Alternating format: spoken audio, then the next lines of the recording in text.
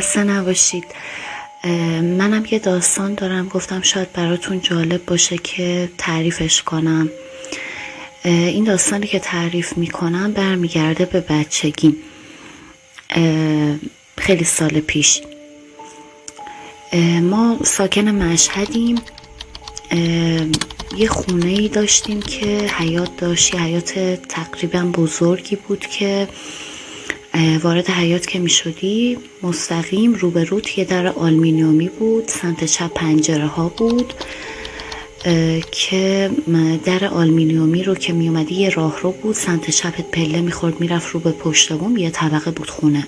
بعد این از راه رو که می رفتی به سمت روبرو باید یه در دیگه‌ای می خورد که خب فعلا پدر من چون تازه اون خونه رو ساخته بود، یادم هنوز حمومش هم اصلا حموم نبود.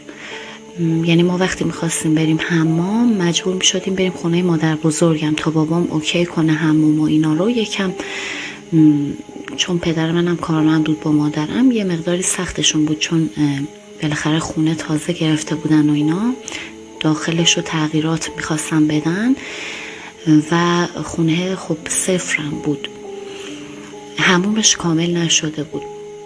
بعد این راهرویی که میگم در آلومینیومی رد میشد میرفت روبرو، باید یه در میخورد که مامانم تعریف میکنه، میگه که هنوز در نزده بودیم اون داخلو.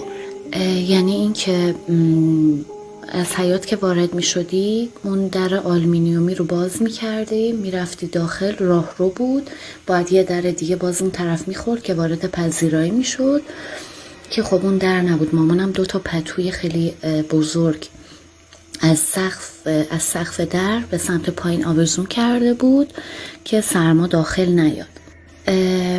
بعد مامانم یه روز تعریف میکرد، میگفتش که خواب بودم بیدار شدم، تو همون لحظه‌ای که بیدار شدم یک دفعه دیدم انگار باد زد به این پتو رفت کنار کامل، حس میکردم باده، ولی بعدش دیدم یه خانم چادر سفید بچه به بغل اومد داخل، قشنگ وایستاد رو به من کرد، گفت نترسی ها. میگه من همون لحظه که دیدمش یه حالت اینطوری، میگه نفسم اصلا در نمی اومد، یه نفس کشیدم به زور، میگه زبونم قفل شده بود.